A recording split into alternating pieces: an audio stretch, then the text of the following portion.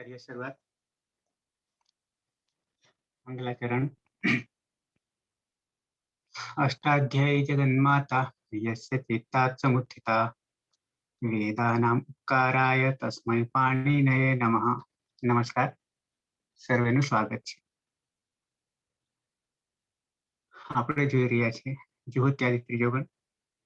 ત્રીજા ગણમાં કુલ 24 ધાતુઓ છે। એ 24 ધાતુઓમાંથી એન્ડ તરફ આપણે જઈ રહ્યા છીએ। 6 આકારાંત ધાતુ છે, મહાગા ધાધા। 3 ઇકારાંત છે, કિબિહરી। 1 ઉકારાંત છે, હુ।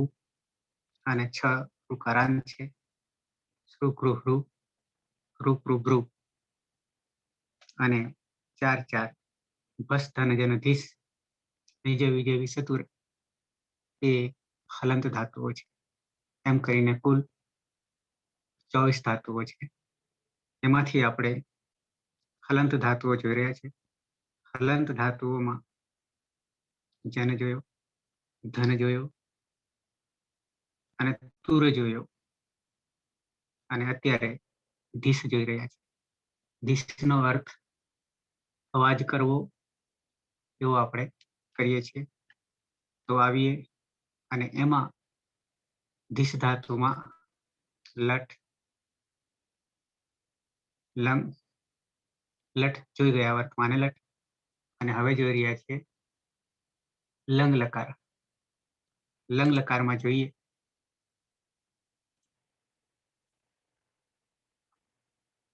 લંગ લકારમાં પ્રથમ પુરુષ એક વચનનું રૂપ બનાવ્યું હતું, જેમાં મૂળ આપણો ધાતુ ધીસ, સંજ્ઞા બનાવતા ધીસ અ જે છે અનુનાસિક હોવાને કારણે આપણે ઉપદેશે અજનુનાસિક ઈથી અનો લોપ કર્યો। તસ્ય લોપ દર્શનમ લોપ। 3 સૂત્રો કામ કરે છે ઈતકરણના। એતિ ઇતિ ગચ્છતિ, જે પાછળથી જતો રહેવાનો છે એને ઈત કહેવાય છે। એ પછી દ્વિત્વ કર્યું। દ્વિત્વ કરતા પહેલા કયા ગણનો ધાતુ છે? તો કે જુહોત્યાદિ ત્રીજા ગણનો ધાતુ છે। તો ત્રીજા ગણનો વિકર્ણ પ્રત્યય કયો છે? તો કે જે વિકર્ણ પ્રત્યય નહીં આપ્યો હોય તો એને આપણે કોમન વિકર્ણ પ્રત્યય સપ ગણીએ છીએ। અને ક્યાં વપરાય છે? તો કે કર્તરી પ્રયોગમાં। કર્તરી પ્રયોગમાં પ્રયોગ કર્તરી પ્રયોગ થાય છે, ભાવે પ્રયોગ થાય છે, કર્મણી પ્રયોગ થાય છે, બીજા ઘણા પ્રયોગો છે। સન્નંત પ્રયોગ છે, નિજંત પ્રયોગ છે, યગંત પ્રયોગ છે, કૃદંત છે, ઉપસર્ગ સાથે છે, વગેરે પ્રયોગો આવશે। આપણે એક એક પ્રયોગ કરીએ છીએ। અત્યારે કર્તરી પ્રયોગ કરી રહ્યા છીએ। તો એ પ્રયોગમાં કોમન સૂત્ર છે, સૂત્ર યાની કોમન વિકર્ણ પ્રત્યય શપ છે, એટલે કર્તરી શપ। જુહોત્યાદિભ્ય શ્લુહ સૂત્ર કહી રહ્યું છે કે શ્લુ એ વિકર્ણ પ્રત્યયનો લોપ કરે છે। સાથે બીજો અર્થ પણ બતાવે છે કે જ્યાં શ્લુ આવે છે ત્યાં દ્વિત્વ કરવું। આવા 5 પ્રત્યયો છે દ્વિત્વ કરનારા, એમાંનો શ્લુ પણ છે। અને એ શ્લુથી આદેશ કરે છે કે શ્લૌ શ્લૌ કે છે શ્લૌથી દ્વિત્વ કરો। એટલે આપણે ધીસ ધીસ દ્વિત્વ કરી। ધીસ ધીસમાં પૂર્વ જે છે ધીસ એ અભ્યાસ, પૂર્વ અભ્યાસ સૂત્ર છે અને બંને ઉભય અભ્યસ્તમ છે। બંનેને ગણીએ તો અભ્યસ્ત છે। અને પછી આપણે નેક્સ્ટ સૂત્ર પ્રયોગ કર્યો છે આગળ દ્વિત્વ કર્યા પછી હલાદેહી શેષ સૂત્ર છે। શેષ બાકીનાને કાઢી નાખીએ છીએ। એટલે ક્યાં? તો કે પૂર્વ અભ્યાસમાં રહેલા, આગળમાં રહેલા, અભ્યસ્તમાં નહીં। એટલે સ આપણે લોપ કર્યો છે અને બની જાય છે ધીધીશ। ધીધીશ ધીધીશ બન્યા પછી આપણે કરીએ છીએ ધ જે છે એ ચોથા નંબરનો છે। તો ચોથા નંબરનો હોવાને કારણે ત્રીજા નંબરનો કરી દઈશું। કયા સૂત્રથી? તો કે અભ્યાસે ચર્ચ। અભ્યાસે ચર્ચ સૂત્રથી। અભ્યાસે ચર્ચમાં 2 કાર્ય થાય છે। એક ચરત્વ થાય છે અને એક જસ્ત્વ થાય છે.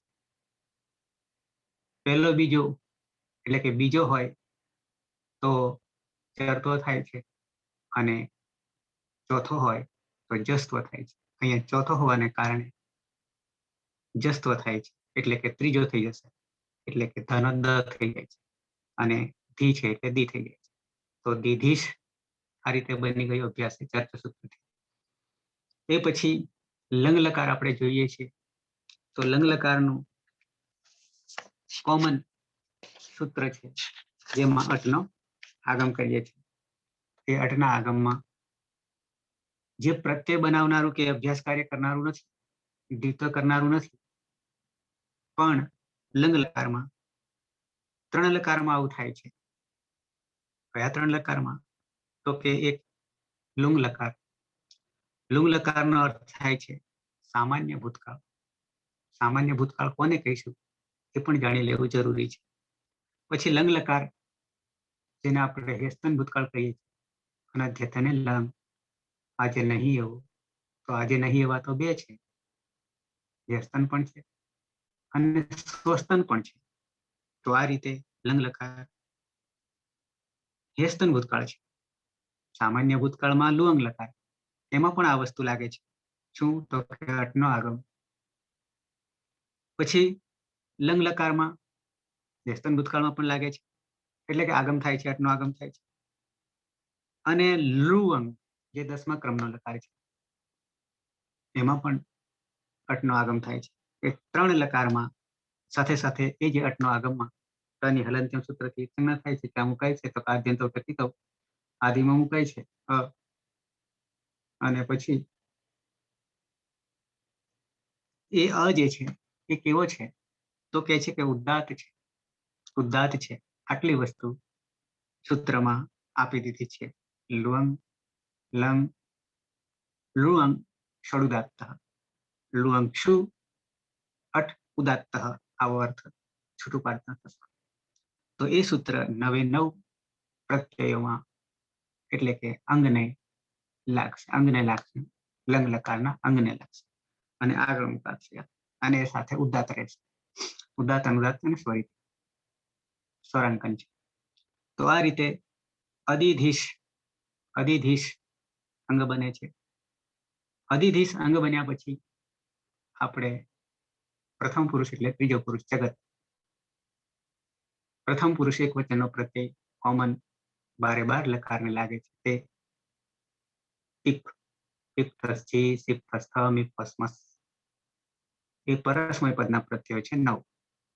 આ ધાતુ પરસ્મય પદી છે એટલે પ્રથમ પુરુષ એક વચનમાં ટીપ પ્રત્યય છે.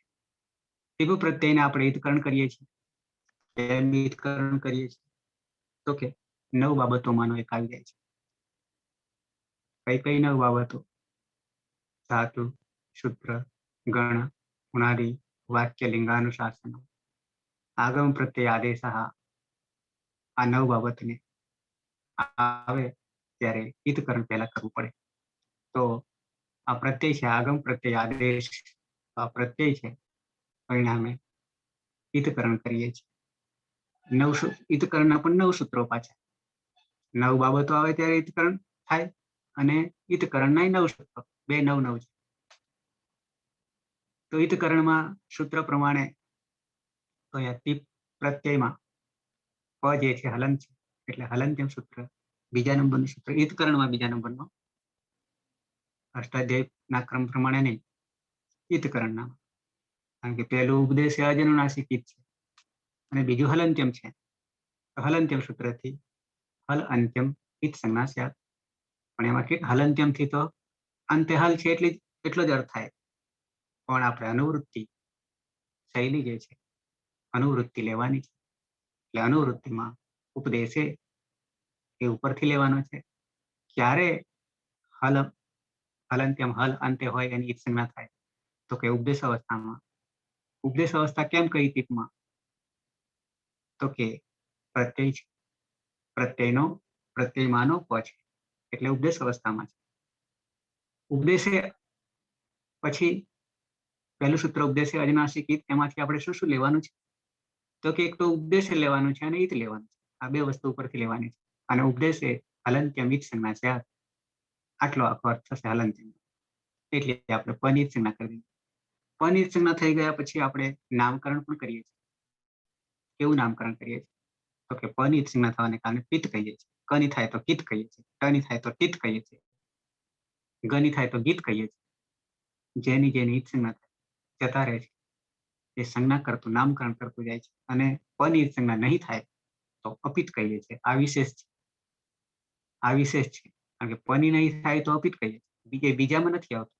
કની થાય તો કિત તો કહીએ છીએ પણ પછી અકિત નહીં કહેતા. અહીંયા પનિત સંજ્ઞા નહીં થાય તો અપિત કહીએ છીએ પણ બીજા બધામાં કનિત સંજ્ઞા થાય અને કની નહીં થાય તો અકિત નહીં કહેતા. આ પમાં જ વિશેષ છે.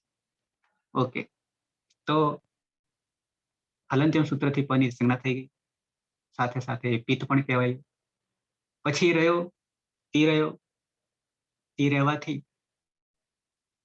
એમાં પણ આપણે જોઈએ છીએ કે પહેલા કોણ છે? આદિમાં કોણ છે? અચ છે કે હલ છે? અચ કોને કહેવાય ને હલ કોને કહેવાય? કેટલા અચ છે ને કેટલા હલ છે એ કક્કો જાણી લેવો જરૂરી છે. તો હલ 33, અચ 9 બરાબર 42. ગણતરી કરશો સૂત્ર પ્રમાણે, આ પ્રત્યાહાર પ્રમાણે તો 34 થઈ જશે. કારણ કે હવે બે વાર છે. 5મા સૂત્રથી માંડીને 14મા સૂત્ર સુધી હવે બે વાર આવે છે. ગણતરી કરી તો ત જે છે અને પછી ઈ છે બરાબર તી એટલે આદિમાં ત છે એટલે હલ છે. વ્યંજન છે એટલે હલાદી પિત્ત નામ પડી ગયું. હજી નામ વધારી શકીએ, શોર્ટકટ ના કરીએ, આખું બોલીએ તો હલાદી પિત્ત સાર્વધાતુક પ્રત્યય. હલાદી પિત્ત સાર્વધાતુક પ્રત્યય થયો. હવે હલાદી પિત્ત સાર્વધાતુક પ્રત્યય થાય છે ત્યારે આપણે ઉગંત લઘુપદસ્ય ચ સૂત્રથી ઉપધામાં રહેલ એકનો ગુણ થાય છે. પરિણામે ધી જે છે એમાં ઈ રહેલો છે, ઉપધામાં ઈ રહેલો છે. ઉપધા કોને કહીએ એ પણ જાણવું. હલો અંત્યાદિ ઉપધા. હલો અંત્યાદ પૂર્વમ ઉપધા. તો સ અંતે છે એની પૂર્વ આગળ ઈ છે એ ઉપધા છે અને એ ઈનો ગુણ કરીએ તો એ થઈ જાય છે. પરિણામે એ આ એનો આધાર ગુણ કરવાનો આધાર કોના પર જાય છે? પ્રત્યય પર જાય છે. એટલે સૂત્ર લાગુ પડે છે. ઉગંત લઘુપદસ્ય ચ. ઉગંત આપણે નથી જોતા, ઉપધા જોઈએ છે. અને લઘુ ઈક હોવો જોઈએ. ઈક લઘુ હોવો જોઈએ તો એનો ગુણ થાય છે. પરિણામે ધીમાં ઈ રહેલો છે એને આપણે ગુણ કરી દીધો એટલે બની ગયો એ એટલે અધિધેશ. અધિધેશ બની ગયો છે. તો એ ગુણ કર્યા પછી આવું બન્યું. અને હવે પછીની પ્રક્રિયા પ્રત્યય તરફ આવીએ તો ત બચે છે. ત કેવી રીતે બચે છે? તો ઇતશ્ચ સૂત્રથી ઈનો લોપ કરી દઈએ. ઇતશ્ચ સૂત્રથી સાથે તમને મેં ગુણ સુધી પહોંચાડી દીધું પિત્ત હોવાને કારણે, હલાદી પિત્ત હોવાને કારણે. પણ પછી પ્રક્રિયા હજી આપણો પ્રત્યય બનાવવાનો બાકી છે. એટલે ઇતશ્ચ સૂત્રથી ઈનો લોપ થઈ જાય છે. કારણ કે તી તો વર્તમાન લટમાં થાય છે. આમાં કંઈક પરિવર્તન થવું જોઈએ યસ્તન લંગ લકારમાં. એટલે ઇતશ્ચ સૂત્રથી ઈને લોપ કરી દીધો, કાઢી દીધો. પરિણામે ત હલંત રહ્યો. હવે ત હલંત રહ્યો એટલે આગળ પાછી વિચારવાનું. શું વિચારવાનું થયું? તો એ તત કેવા પ્રકારનો બની ગયો? તો એનું નામકરણ પાછું બદલાઈ ગયું. તો અપૃક્ત બની ગયો. પ્રત્યયમાં માત્ર એક રહે છે ત્યારે એ અપૃક્ત એકલો થઈ ગયો, એકલવાયો થઈ ગયો. એકલવાયો છૂટો પડી ગયો એટલે અપૃક્ત કહેવાય. અને અપૃક્ત કહેવાથી શું પરિસ્થિતિ સર્જાય છે? અપૃક્ત કહેવાથી તો અપૃક્ત કહેવાથી એ પરિસ્થિતિ સર્જાય છે કે આગળ સૂત્ર પાછું એ કામ કરી રહ્યું છે અને એ સૂત્ર એવું કહે છે કે એની આગળ કોણ બેઠું છે? અપૃક્ત એકાલ પ્રત્યય બની ગયો. તો જે હલંત જે છે અપૃક્ત એકાલ પ્રત્યય સૂત્ર આવે છે. અપૃક્ત સંજ્ઞા બની ગઈ. ક્યારે બને છે? તો કે પ્રત્યય એક અલ બચે છે, એમ કે છે. એક અલ બચે છે. અલ કહેવા જતા પથી માંડી લ સુધી, પહેલા સૂત્રથી માંડી 14મા સૂત્રના સૂત્ર લ સુધી એટલે 42 વર્ણો થાય છે. એમાં એક લો પડી જાય એટલે અપૃક્ત બની જાય છે. અપૃક્ત એકાલ પ્રત્યય કોણ? તો કે પ્રત્યયમાં હું પાછું. તો આપણી પાસે આ પ્રત્યય છે અને એમાં આ ત છૂટો પડી ગયો. છૂટો પડી ગયા પછી અપૃક્ત કહેવાય. એનું નામકરણ પડી ગયું અપૃક્ત. અને અપૃક્ત કહેવાથી હવે આ બાજુ શું પરિવર્તન લાવી દે છે? તો કે અધિધીશ છે એમાં સ જે છે એ સ કેવો છે? તો કે સ હલંત છે. અત્યારે માત્ર એને જ ધ્યાન રાખીએ છીએ. સ હલંત છે. બીજું ઘણું બધું આવે છે પણ એ બધાને આપણે અત્યારે ધ્યાન નહીં રાખીએ કારણ કે બીજે આવે છે.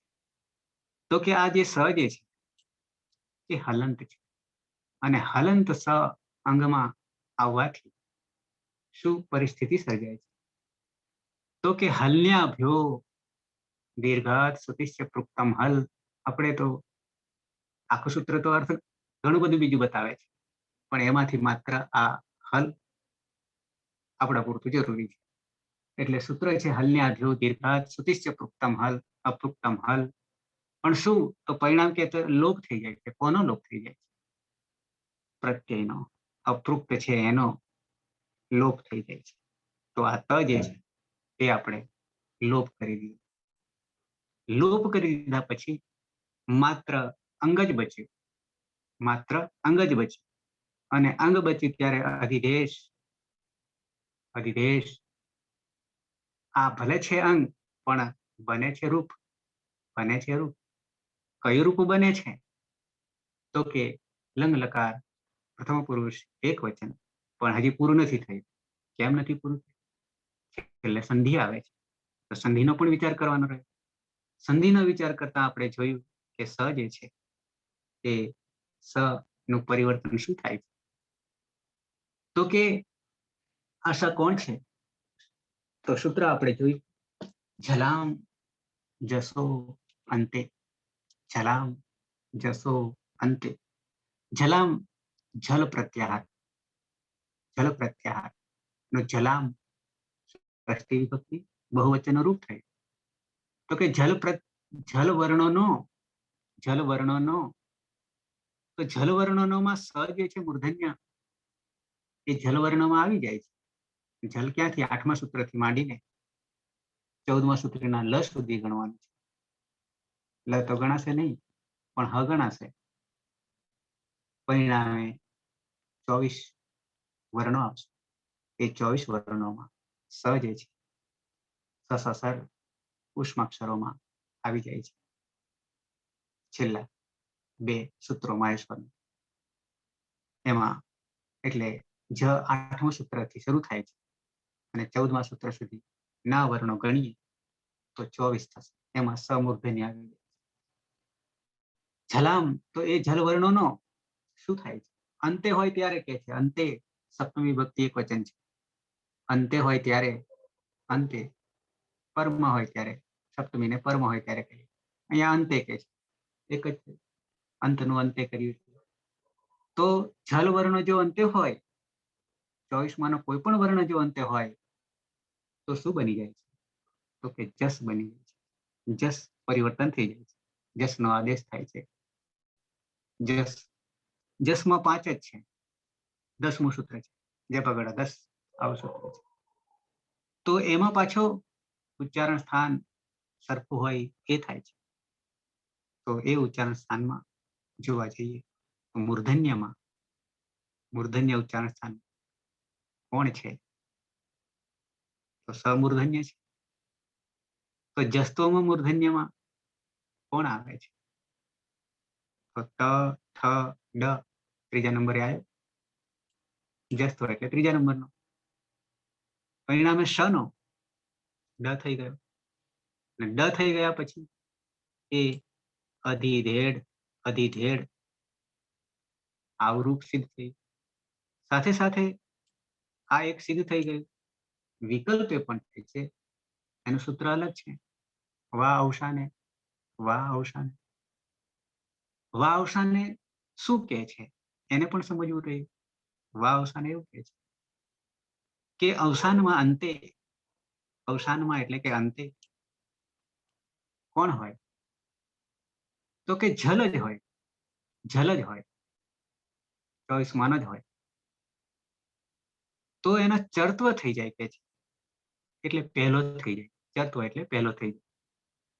તો અહીંયા ડ છે, તો એનો આ ડ તો ત્રીજા નંબરનો છે, તો એનો પહેલો કયો છે? તો કે ટ છે. ટ છે એ અથવામાં વિકલ્પ એ થાય છે, અથવા આ પણ થાય છે. વા અવસાને ચરત્વ થઈ જાય, પરિણામે અધિધેટ બની જાય છે. તો બે રૂપ સિદ્ધ થયા આપણનામાં, અધિધેડ અને અધિધેટ. તે અવાજ કરતો હતો ગઈકાલે, તે ગઈકાલે અવાજ કરતો હતો, આવો અર્થ થાય છે. તો આટલું આપણે ગઈકાલે જોયું, અને એ આપણે લંગ લકારમાં પણ બની ગઈ. આટલી વાત લંગ લકારમાં બની ગઈ. હવે પાછા વર્તમાનમાં આવી જઈએ, એટલે જોઈએ તો લંગ લકાર જ જોઈએ છે, પણ મેં કહી એ વાત લંગ લકાર બની ગઈ. ઓકે, આવીએ પ્રથમ પુરુષ દ્વિવચન તરફ આવીએ. પ્રથમ પુરુષ દ્વિવચન તરફ આવીએ, પ્રક્રિયા તરફ. ઓકે,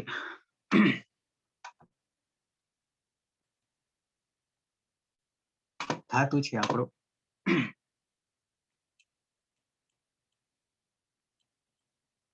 ધીસ, અને આ બાજુ પણ ધાતુ સંજ્ઞા બનાવી દઈએ તો ધીસ થઈ જાય છે. કેમ? તો કે અહીંયા સમા રહેલો અ જે છે એ ચંદ્રબિંદી અનુનાસિક છે. અનુનાસિક હોવાને કારણે ઉપદેશે અજનુનાસિક ઈત થઈ જાય છે, અને ઉપદેશ અવસ્થામાં છે, અને અચ છે, સ્વર છે. તેથી એની ઈત સંજ્ઞા પહેલા સૂત્રથી થઈ જાય છે, અને ધીસ બચે છે, જેને આપણે ધાતુ સંજ્ઞા નામકરણ કરી દઈએ છીએ. દીપિકા? હા સર. હમ કર્તરી સપ વિકરણ પ્રત્યે લાગવાથી જુહોત્યાદિ ભ્યઃ સ્લુહ સૂત્રથી સપનો લોપ થઈ જશે, અને સ્લવથી દિત્વ થઈ જશે, એટલે ધીસ ધીસ. બરાબર છે. હલાદી શેષ સૂત્રથી પૂર્વ અભ્યાસમાં રહેલા સ્તરનો લોપ થઈ જશે, એટલે ધી ધીસ.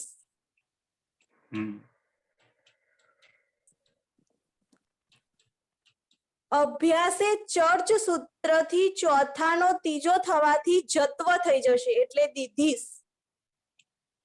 બરાબર. અને લુઅંગ લઅંગ લુઅંગ ષડુત્તાદ સૂત્રથી અટનો આગમ થશે, એટલે અદિધીશ. બરાબર. હવે મૂળ પ્રત્યય છે તશ.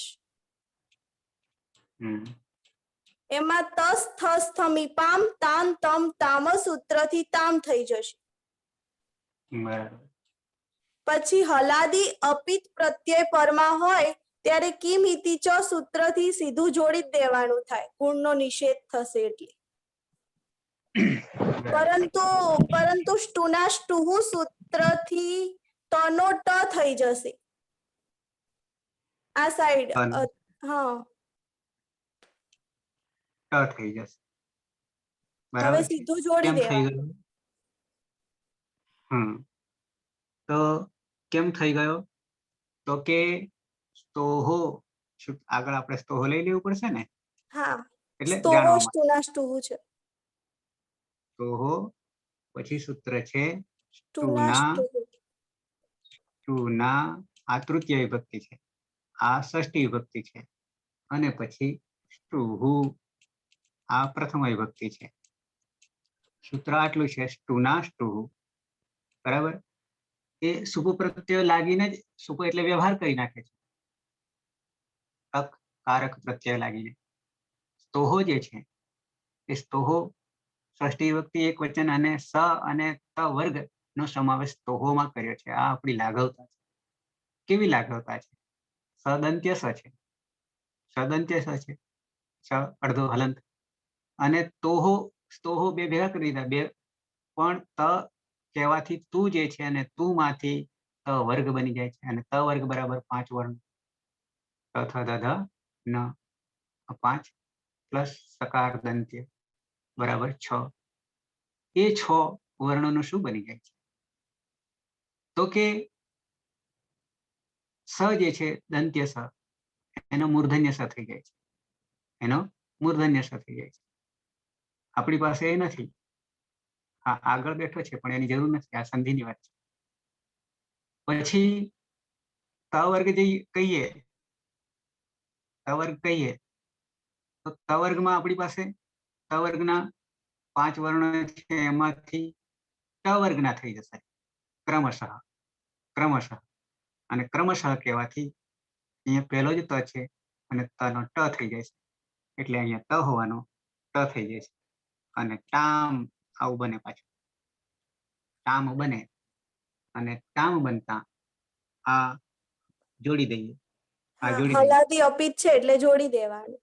બરાબર છે. બીજું કંઈ કરવાનું રહેતું નથી. એક સંધિ લાગી, અધી ધી ધી પછી સ અડધો, ધો અને ટામ. ટામ આવું થઈ ગયું. ટામની તે બે જગ્યાએ ટામ, ગઈકાલે, હા, તે બે ગઈકાલે અવાજ કરતા હતા. બરાબર છે. તો અધિધિષ્ટામ, અધિધિષ્ટામ આવું રૂપ બની ગયું. ઓકે, તો પ્રથમ પુરુષ એકવચનમાં અધિધેડ, વિકલ્પે અધિધેઠ, દ્વિવચનમાં અધિધિષ્ટામ. ઓકે, બહુવચન તરફ આવીએ.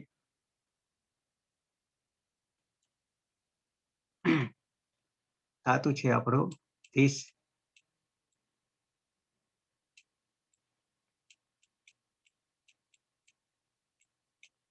અને સંજ્ઞા બનાવતા ધીસ.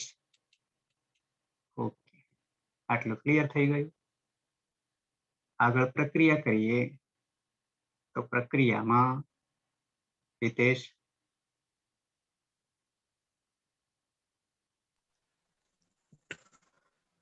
ધીશ ધાતુને દ્વિત્વ કરશું આપણે. હલાદી શેષથી શાનો લોપ કરી નાખશું, ધી ધીશ થશે. અભ્યાસે ચર્ચથી ધાનો દ થઈ જશે, દી ધીશ થશે. લુંગ લંગ લિંગ સ્વર્ધાત એ સૂત્રથી અટાગમ થશે, એટલે અ દી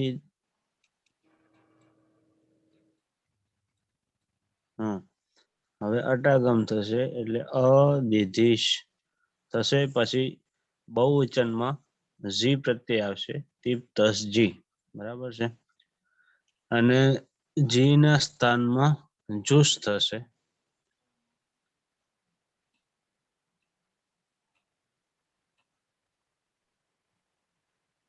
બરાબર. પછી જૂસ નો ઉસ વધશે, એટલે ચૂંટું થી જની સંજ્ઞાનો લોપ થઈ જશે, એટલે ઉસ નો ઉહુ થઈ જશે.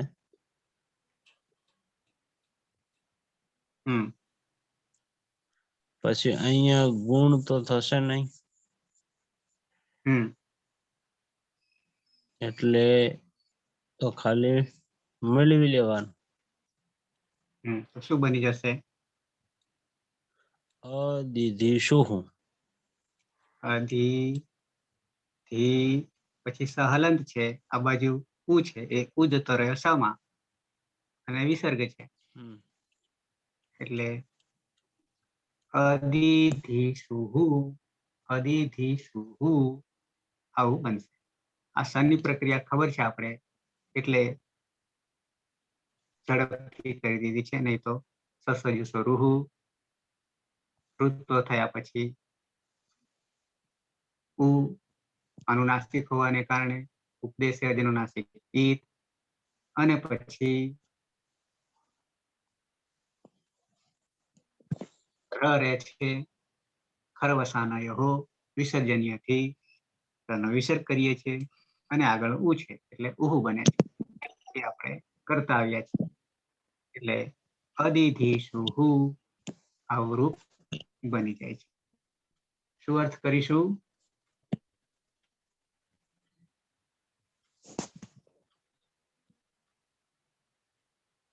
અર્થ શું કરીશું? તેઓ તે બધા બધા ગઈકાલે અવાજ કરતા હતા. કરતા હતા. બરાબર છે. અદિતિ શુહુ, અદિતિ શુહુ. તો પ્રથમ પુરુષ એક વચન અધિધેડ, વિકલ્પે અધિધેટ, દ્વિવચન અધિધિષ્ટામ, બહુવચન અધિધિશુહુ. આવી રીતે રૂપ બને છે. ઓકે. મધ્યમ પુરુષ એક વચન તરફ આવીએ તો જે પ્રક્રિયા છે એ પ્રક્રિયા પ્રથમ પુરુષ એક વચનમાં થઈ હતી એવી સેમ પ્રક્રિયા છે.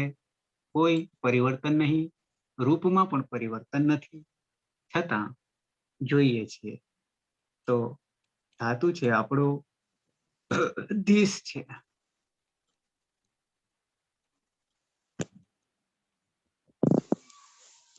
ધાતુ સંજ્ઞા ધીસ થઈ જાય છે.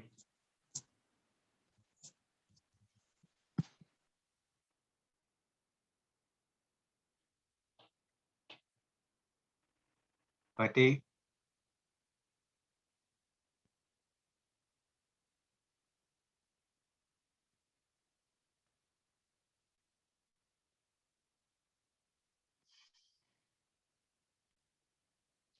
જગદીશ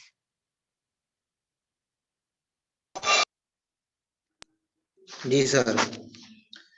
સૂત્રથી દ્વિત્વ કરીશું. Dish dish. પછી હલાદીશે સૂત્રથી પૂર્વ અભ્યાસમાં રહેલો સનો લોપ થશે એટલે દીધીશ થઈ જશે.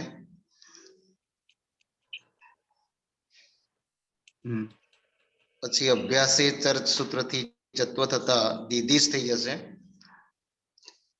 અને લુંગ લંગ સડુદાત સૂત્રથી અટનો આગમ થશે એટલે અદીધીશ થઈ જશે. બરાબર. કોમન વિકરણ પ્રત્યય છે સીપ.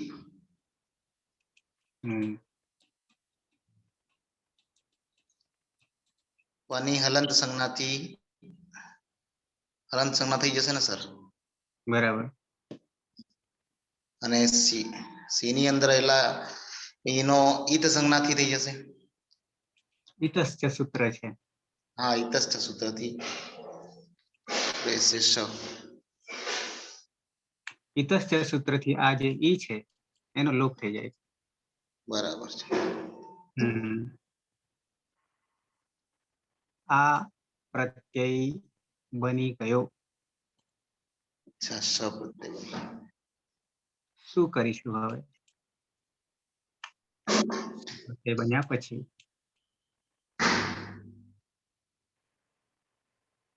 કિસા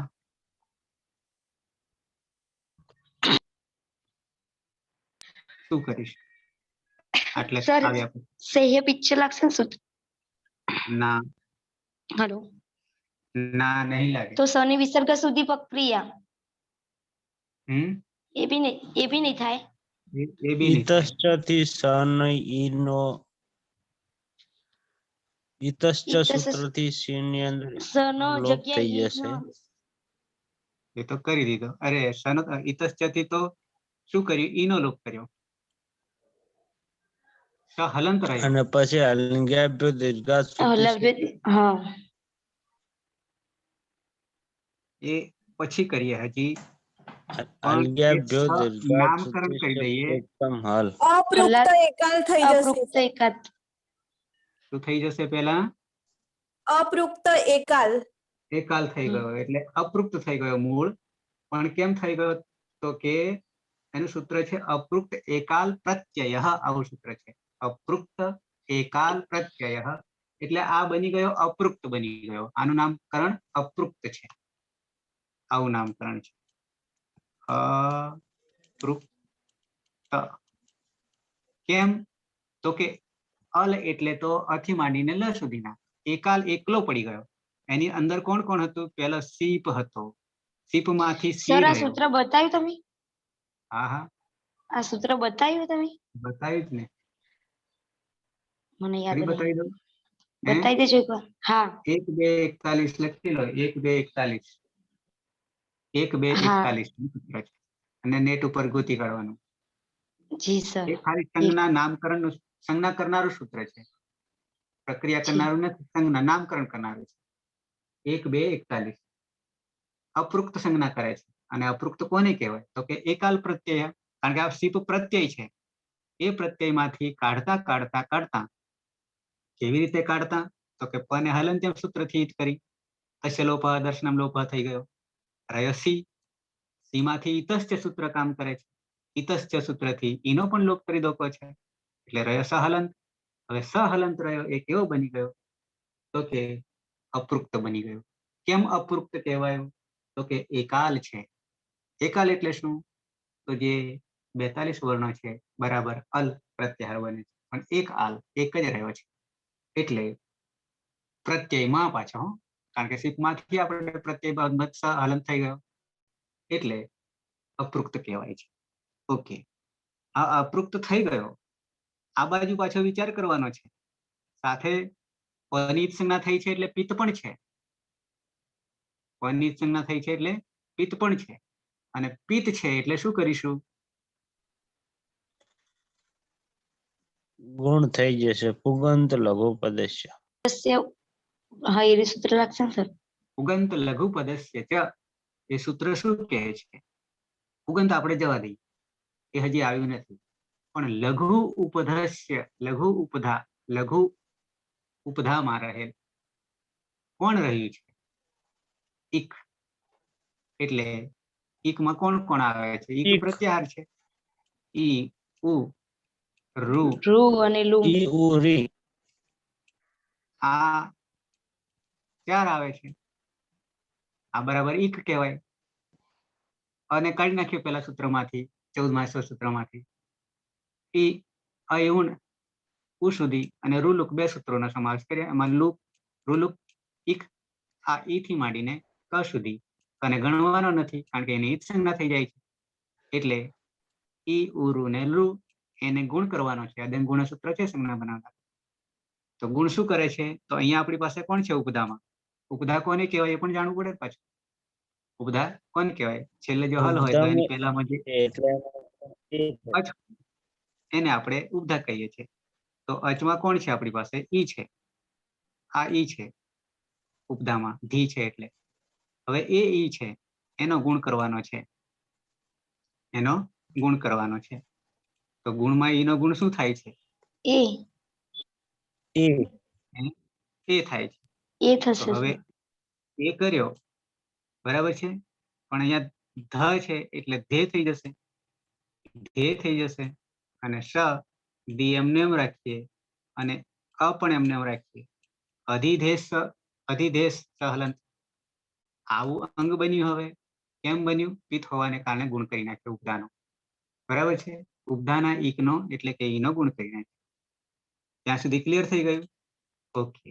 તો હવે અપૃક્ત સ છે, તો એ અપૃક્ત સ ને શું કરીશું?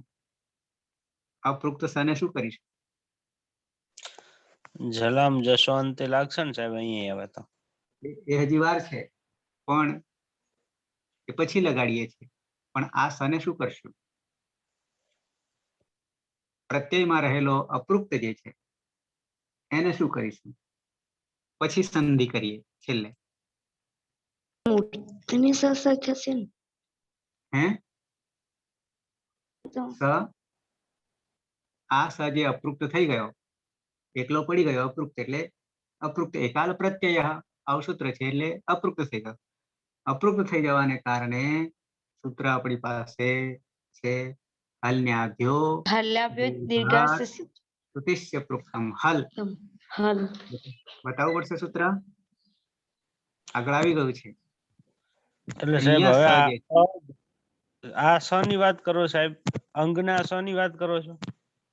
હા, એના કારણે એમ તો સુતી સી એ હલંગી આપ્યો લાગે જ નહીં ને. શ્રુતિસી નહીં લગાડવાનું.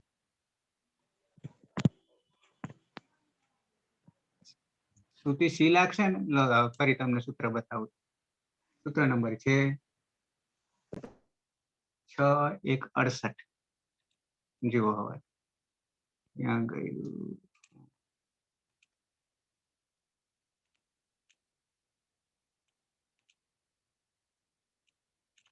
68.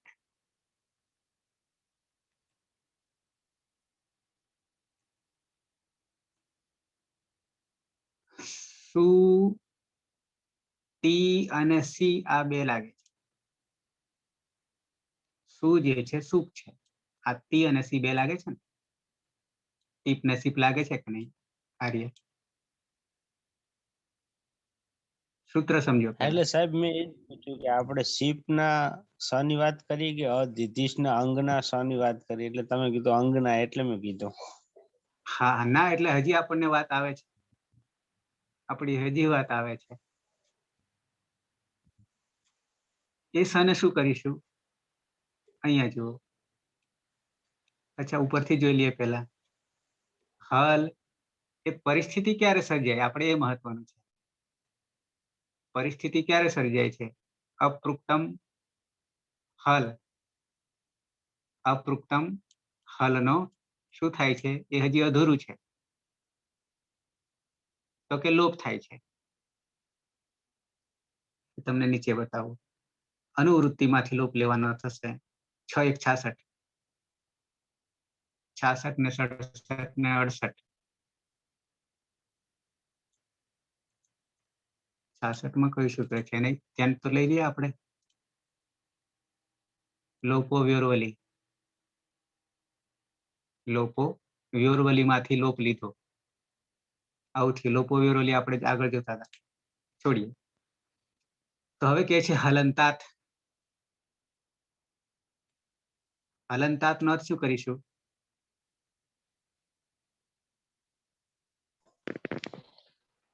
હલંત અંગથી બરાબર છે, એટલે આપણો સહલંત છે ને. ઓકે, તો પ્રક્રિયા શું થશે? કરી છે હલંતાત એટલે સ જે હલન થયો ને, આ મારી વાત હલંત હતી. જ છે ને સર? હા હા હલંત જ છે, એટલે અંત હલંતાત છે. કેમ? અપૃક્ત જે સ છે દંત્ય સ, એનો લોપ કેમ કરીએ છીએ? એનો લોપ કેમ કરીએ છીએ? તો અંગમાં રહેલ જે છે હલંતાત, પછી બીજું આપણને લાગુ નહીં પડે દીર્ઘાત. પણ દીર્ઘાતમાં શું? તો કે છે ન્યંતાત. ન્યંતાત અંગ છે, ન્યંતાત. તો ન્યંતાત એટલે શું એ અત્યારે જોવાની જરૂર નથી, અને સમજાવતો પણ નથી તમને હું. એ સ્ત્રી પ્રત્યય બનાવવામાં, સ્ત્રી પ્રત્યય બનાવવાના પ્રકરણમાં આવશે, 3 આવશે. અને આ બનતાત એ પણ દીર્ઘાત, એ પણ આકારાંત સ્ત્રીલિંગ ને આ દીર્ઘ ઈકારાંત સ્ત્રીલિંગના 3 પ્રત્યયો આવે છે આમાં. એટલે 6 પ્રત્યયો. એ આપણે અત્યારે વિષય નથી એટલે નથી લેતા, પણ હલંતાત આપણી પાસે છે. પછી પરસ્ય, એની પછી, એટલે અંગ જે છે એની પછી આપણી પાસે હલંતાત અંગ છે. બાકી આ 6 ને છોડી દો અત્યારે. આ બંતાત ને છોડી દઈએ, દીર્ઘ આ બંતાત ને છોડી દઈએ, અને દીર્ઘ ઈકારાંતમાં 6 એટલે 3 પ્રત્યય છે, બરાબર 6 થશે.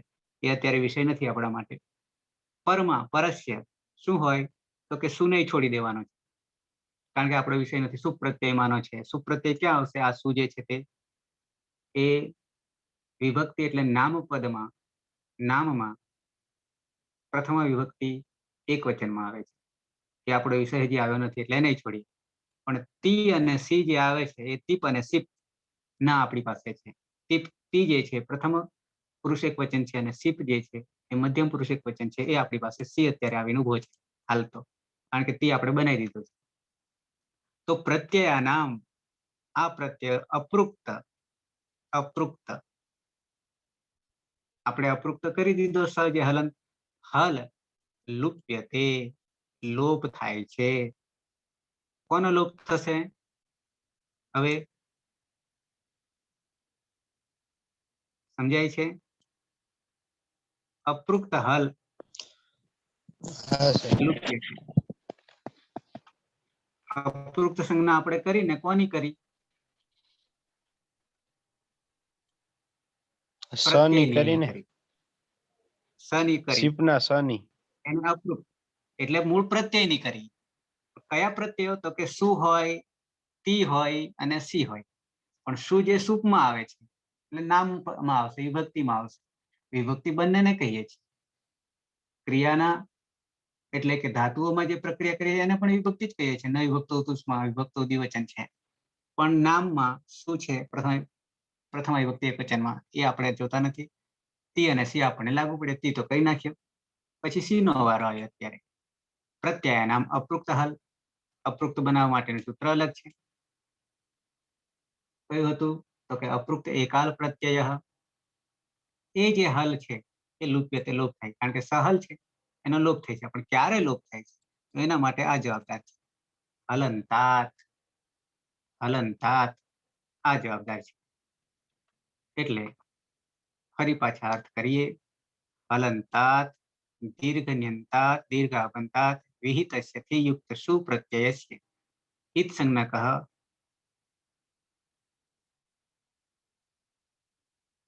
એ સુમાં તો પ્રક્રિયા બતાવી છે એટલે ઉકારસ્ય લોપ્ય કૃત્ય એમ કે છે. યહ અપૃક્ત સહિત, પણ એ કોની છે બનાવી છે?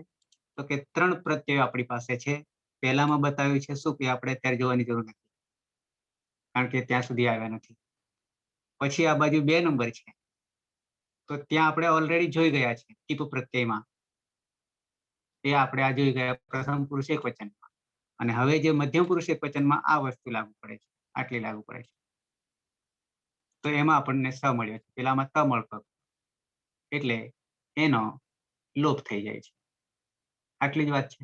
હલ્ન્યાભ્યો દીર્ઘાત સુતિસ્ય પૃક્તમ હલ.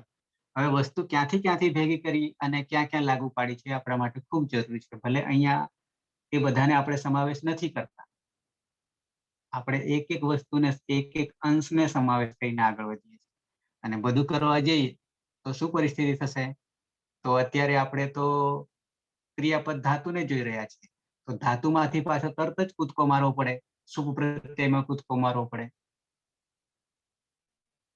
તો આ સૂત્ર પાછું એની સાબિતી માટે મળે. પણ આપણે એવું કરતા નથી, કારણ કે સુતી 3 પ્રત્યયોને 2 પ્રત્યય આવી ગયા છે. સાથે સાથે બીજામાં હલંતાત પછીના બીજા 6 સ્ત્રી પ્રત્યય બનાવવા માટેના 3 આવશે. એમાં દીર્ઘ ઈકારાંતના 3 આવશે અને દીર્ઘ આકારાંત એટલે દીર્ઘ છે એના 3 સ્ત્રીલિંગ પ્રત્યયો આવશે. પુલ્લિંગમાંથી સ્ત્રીલિંગ બનાવવાના પ્રત્યયો આવશે.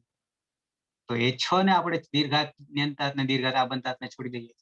અને એ બધું જ્યારે કરવા જઈએ, આ એક જ સૂત્રને સમજાવવા જઈએ, ત્યારે બધું ખીચડું થઈ જશે. કારણ કે સ્ત્રીલિંગ પ્રત્યયો તો સૌથી છેલ્લે છે વાયા, એટલે કે સંધિથી પહેલા છે. 10 પ્રત્યયો છે.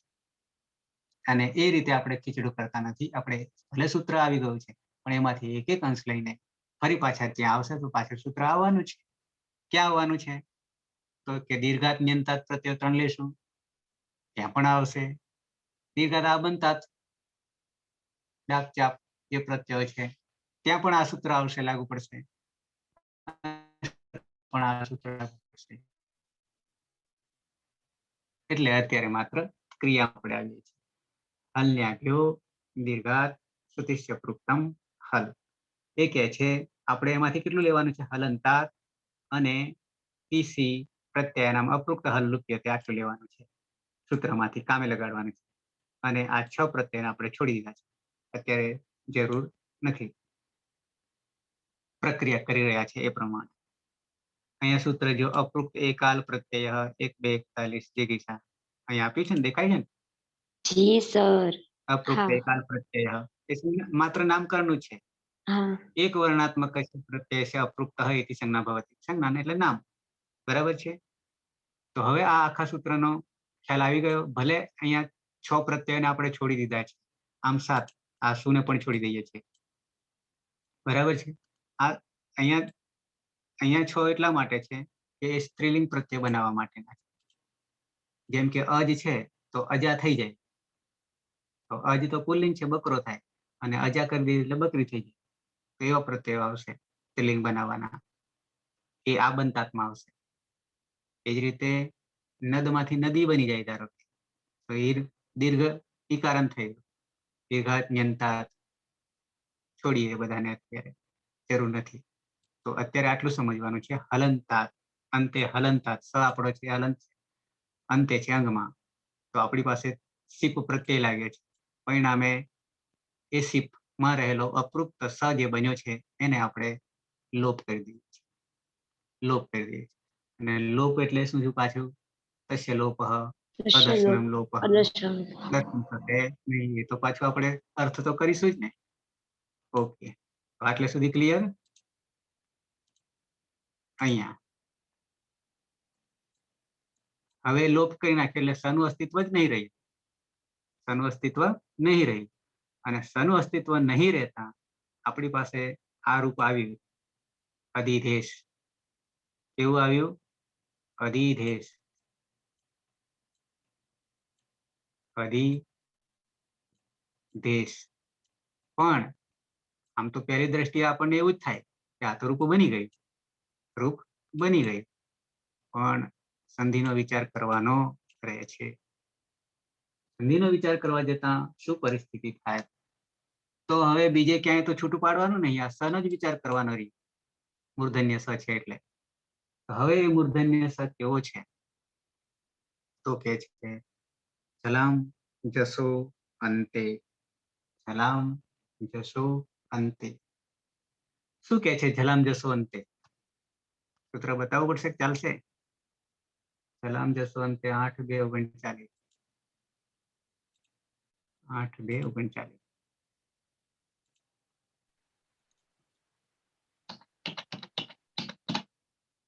આ સૂત્ર છે. જલામ ષષ્ઠી બહુવચન. ષષ્ઠી વિભક્તિ આવે એટલે આપણે શું કરીએ છીએ? સૃષ્ટિ સ્થાને એનો યોગ કરીએ છીએ. એની જગ્યાએ યોગ કરીએ છીએ.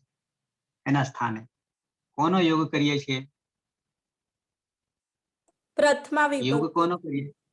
જે પ્રથમામાં હશે સૂત્રમાં એનો યોગ કરીએ છીએ. તો અહીંયા પ્રથમ વિભક્તિમાં કોણ છે? જસહ છે. જસ પ્રત્યયનું જસહ બની ગયું છે પ્રથમ વિભક્તિ. જસ પ્રત્યાહાર. જસ બરાબર જસ બરાબર જસ પ્રત્યાહાર બરાબર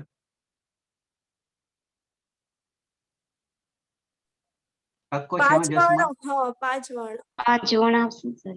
જ જબ બળદ. કયા 5 વર્ણ? જબ કયા પ્રભ સૂત્રમાં આવે? ગણ દસ. કયા સૂત્ર છે? માહેશ્વર સૂત્રમાં 10મું સૂત્ર સર. 10મા ના. નંબરના સૂત્રમાં આવે છે. હા 10મા નંબરનું સૂત્ર. જબ 11મું બરાબર. પેલું. સૂત્ર છે જબ આગળ 10 બરાબર. અને સાથે સાથે ત્રીજો વર્ણ છે. સાથે સાથે એમાં ત્રીજો વર્ણ છે દરેકનો, દરેક વર્ગનો. એટલે કે કચટ તપનો. કચટ તપનો ત્રીજો છે જસમાં. શું કે છે? એ તો પ્રથમ વિભક્તિમાં થઈ જાય છે. પ્રથમમાં કોને? ષષ્ઠીમાં જે હોય ષષ્ઠી સ્થાને યોગા જલનો. જલમાં કેટલા વર્ણો છે?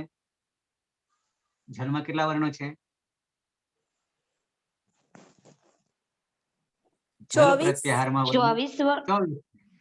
હા ક્યાંથી શરૂઆત થઈ અને ક્યાં પૂર્ણ થાય છે? 10મા સર જથી સર શરૂ થાય ને તો લ સુધી ને. છે. પેલું જલ પ્રત્યાહાર એટલે સમજી જવાનું કે જલ ક્યાંથી શરૂ થયો. 14 માહેશ્વર સૂત્રો ક્લિયર આવડે તો જલ પકડાય, જ પકડાય. અને જભય. લ સુધી જવાનું. જભય સૂત્ર જભય સર. કયા નંબરનું સૂત્ર છે? 14 સૂત્રો જે છે કક્કો 14 સૂત્રમાંનું કયા નંબરનું જ શરૂ થાય છે? 7મા નંબરનું સૂત્ર સર. 7મા નંબરનું તો નહીં. તો વત્તા 1 કરી દો. એટલે 8મા નંબરનું. 8મા નંબરનું. સીધું ગણિત છે આપણી પાસે. જો 4 સૂત્રો હા. શરૂઆતના છે એ અચ છે. પછી 5મું અને 6ઠું જે છે એ અંતઃસ્થ છે. અને 7મું જે છે એ અનુનાસિકનું છે. અને 8મું સૂત્ર છે, 8મું અને 9મું એ દરેક વર્ગનો ચોથો વર્ણ છે. ચોથો વર્ણ છે બરાબર 5. 8મું ને 9મું. 10મું સ્વતંત્ર છે એ ત્રીજો દરેકનો. 11 અને 12 બીજો ને પહેલો છે. અને 13 અને 14 એ ઉષ્માક્ષર છે. એના પ્રત્યાહારો છે પાછા, દરેકના પ્રત્યાહારો છે કક્કામાં. ઓકે, તો ઝલામ જશો અંતે 14 સૂત્રો અને 14 સૂત્રોના 44 પ્રત્યાહારો જ્યાં સુધી ક્લિયર નહીં થાય મગજમાં, ત્યાં સુધી આપણો કક્કો અધૂરો. આ બધો કક્કાની જ રમત છે. જલમાં 24 છે, 8મા સૂત્રથી માંડીને 6 છે. આ પહેલો 8મા સૂત્રનો પહેલો જભઈ છે, પછી ઘડાધસ છે 3 છે, બરાબર 5 છે, એટલે દરેકનો ચોથો થઈ ગયો. ઓકે, થી માંડીને 14માં લ સુધી પહોંચવાનું છે, તે 24 થશે. એ 24 વર્ણોનો કોઈ પણ આવે તો એનો જસ થઈ જશે. શું થઈ જશે? જસ થઈ જશે. ક્યારે જસ થઈ જશે? તો કે અંતે હોય. અંતે કોણ હોય? જલ અંતે હોય. અંતે જલ હોય તો એ જલનો, બરાબર છે, જસ થઈ જશે. પણ જસ થઈ જશે એટલે જેમ તેમ નહીં કરી નાખવાનું, જેમ તેમ નહીં કરી નાખવાનું.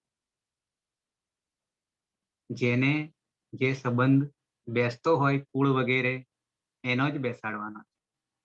તો સનું ઉચ્ચારણ સ્થાન કયું છે? કયા કુળમાંથી જન્મ્યો છે, ઉત્પન્ન થયો છે? તો કે મૂર્ધન્યમાંથી જન્મ્યો, મૂર્ધામાંથી જન્મ્યો છે. તો એવો મૂર્ધામાં રહેલો ત્રીજો કયો છે? જસ્ત્વમાં, એટલે કે ત્રીજામાં. તો એનો સંબંધ આની સાથે બંધાશે, સની સાથે, એટલે કે સનો એ થશે ડ. ખ્યાલ આવે છે? ડ આવે છે જસ્ત્વમાં, બરાબર છે. એ ડ જે છે મૂર્ધન્ય છે, ટ ઠ ડ. તો મૂર્ધન્ય સની જગ્યાએ ત્રીજો જસ્ત્વ એટલે ડ થઈ જશે. વિકલ્પે પણ છે પાછું, વિકલ્પે પણ છે. અથવા ડ આવ્યો તો ડ ને આગળ વધારવાનો છે. વા અવસાને, વા અવસાને, વાવસાને. હા સર. વા અવસાનેમાં પણ પાછો જલ જ આવે છે, એ પણ તમને બતાવી દઉં. અહીંયા બાકીનું બીજું આપણે નથી લેતા હજી, કે દરેક વર્ણનું શું શું થાય છે. એ આવશે તેમ તેમ લઈશું, નહીં તો આ ભૂલી જવાશે. ડ એ જતો રહેશે, નહીં તો સનો, મૂર્ધન્ય સનો, બરાબર છે. કારણ કે સૂત્રો જુદા જુદા લાગુ પડી રહ્યા છે. ઓકે, પણ અત્યારે તો માત્ર સનો ડ જ કરી, પછી પાછું આવું સાને આવું છે. તો આ સ જે છે એનો આપણે ડ કરી દીધો, આ ડ કરી દીધો, હલન થઈ ગયું. તો એક રૂપું બની ગયું. અધી ધેડ, ડ હલન, નહીં નાખવાનું, અધિધેડ, આવું એક બની. પણ અથવામાં કે છે વા અવસાને, વા એટલે અથવા, અવસાન છે અહીંયા, પાછળ કઈ નહીં. તો જલનો, આ પણ જલ જ છે પાછો, આ ડ પણ જલમાંનો જ છે, 24માંનો જ છે. તો એના ચરતો થઈ જાય, ચરતો થઈ જાય એટલે પહેલો થાય. તો એમાંય પાછો આનું ઉચ્ચારણ સ્થાન જોવું પડશે ને, ડ નું. કયું છે? ડ નું ટ વર્ગ, ટ ઠ ડ ઢણ. કુળ તો જોવું પડશે ને. તો એ કુળમાં કોણ આવે છે? પહેલો કોણ આવે છે આમાં? આનો ડ નો આ ત્રીજા નંબરનો છે, ટ આવે છે. ટ ઠ અને ડ. તો આ ચરતો થઈ ગયો. પરિણામે દી ધેટ, આ બીજું વિકલ્પે રૂપ બને. પહેલા અધિધેડ બને અને પછી, પણ આ જે ટ આવ્યો એ વા અવસાને માંથી આવ્યો. વા અવસાને 8 4 ને 56 સૂત્ર છે.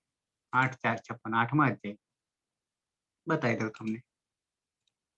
8 4 56 આયુ વા અવસાને. જો વા અવસાને, વા અવ્યય છે અથવા અવસાન, સપ્તમી એક વચન, કઈ ના હોય. અનુવૃત્તિ જલામની આવી રહી છે, જલામ આપણે ઓળખી લીધો. તો શું થઈ જાય? અનુવૃત્તિ ચરની પણ આવી રહી છે. ચર બરાબર 8 આવશે, 5 અને સર 6 7 8 થઈ ગયા. એટલે પહેલો દરેક વર્ગનો, અને સ બરાબર ચર. તો ચર થઈ જાય છે જલનો. આપણી પાસે જલ ડ હતો. જલામ ચર અવસાને અવસાને છેલ્લે અંતે કઈ ના હોય. જલ વર્ણનો વિકલ્પે ચર વર્ણાદેશ ભવતી. ચર વર્ણ એટલે પેલો પેલો. તો આપણે ત્યાં કયો હતો છેલ્લે? તો કે ડ હતો. તો એનો પેલો કયો થઈ જાય? બરાબર છે. અહીંયા 24 જલ છે, 8 ચર છે, એટલે કક્કો આપણને ક્લિયર હોવો જોઈએ. તો વા અવસાને ખબર પડે. તો હવે અહીંયા ડ હતો, એનો ચરત્વ કરી દીધો એટલે ટ થઈ ગયો. આ ચરત્વ કરવું, જસ્ત્વ કરવું તો આપણે પેલામાં પણ કરીએ છીએ, આ બાજુ પણ કરતા આવીએ છીએ, જ્યારે થાય છે ત્યારે, લાગુ પડે છે ત્યારે. તો આ રીતે ક્લિયર થઈ ગયું આટલું. ત્યારે 2 રૂપ સિદ્ધ થઈ ગયા. સમય થવા આવ્યો છે, પણ સાથે સાથે સૂત્રોને પણ જોતા રહેવું અને સૂત્રોની પહેલા કક્કાને પણ જોતા રહેવું. સર આમ સૂત્રો ગુજરાતી બોલો. અર્થ એવો થશે ને? તમે તું હા એટલે તું તું પછી ફોર્મ તમે છે હશે ને? ગઈકાલે તું ખાલી એક વચન જ છે. હા એક વચન. હા સર સોરી ભૂલી ગઈ. ગઈકાલે વાત કરતો હતો, બકબક કરતો હતો કે કરતી હતી. ગઈ લઈ સર બરાબર. ઓકે. તો અધિધેડ ને અધિધેટ. ઓકે, સૂત્રોને ક્લિયર કરી દઈએ. જેમ જેમ નવા ઉમેરાતા જાય છે તેમ જ્ઞાનના ખજાનામાં વધારો કરીએ. મોટામાં મોટો ધન ભંડાર છે, જેને કોઈ ચોરી શકતું નથી, કોઈ હરી નહીં શકતું, કોઈને ભાઈઓ વડે ભાગ પડાઈ શકતું નથી. આવું આ ધન છે, અને વાપરવાથી વધે છે, ઘટતું નથી. બીજું બધું ધન તો ઘટી જાય છે, ઓછું થઈ જાય, પણ આ ધન વાપરો તો જ વધે. બીજું બધું ધન વાપરો તો ઘટે. તો પછી આ ધન ના રાખીએ, વાપરવાથી વધે. છે કોઈને પ્રશ્ન? નહીં ને? વિક્રમ,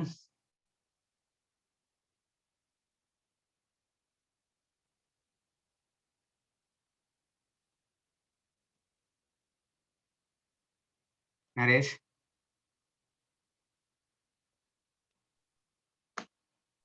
હા સાહેબ. સમજાય છે? હા સમજણ પડે છે. ઓકે, તો સમજવા માટે એક છેલ્લી વાત કહીને પૂર્ણ કરું છું. સમજવાની વાત આવી ત્યાં, બરાબર છે.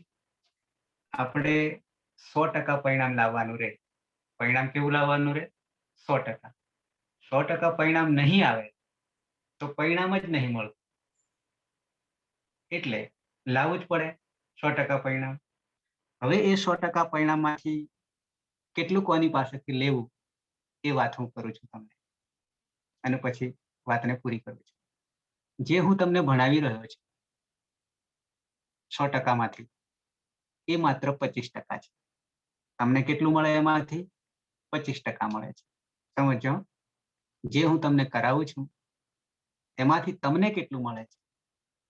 તો કે 25% મળે છે. સમજો, 25% મળે છે. એ પછી પ્લસ 25% જ્યારે તમે મિત્રો સાથે અભ્યાસ કરો છો. શું કરો છો? અભ્યાસ કરો છો. હું અભ્યાસ કરાવું છું છેલ્લે પાછો. એમ મિત્રો સાથે જ્યારે અભ્યાસ કરો છો ત્યારે 25% બીજા ઉમેરાય, બરાબર 50% થાય. આપણે તો 100% કરવાનું છે ને પરિણામ. તો 50% માંથી 100% તરફ જઈએ, બાકી રહ્યા 50%. 50% તમારામાં ક્યારે આવશે? તો કે સ્વ અધ્યયન કરો ત્યારે, જાતે ભણો ત્યારે જાતે ભણો ત્યારે. સાચી વાત સર. 50% આવી જશે.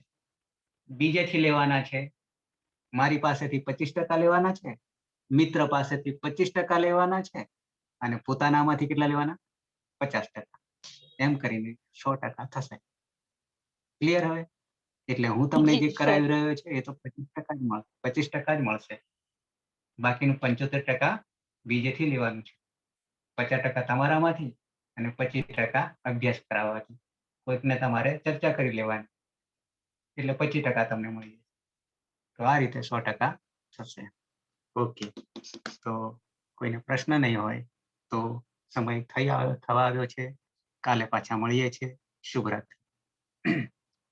શુભ રાત્રિ સર. શુભરાત્રી સર. શુભરાત્રી. હા હા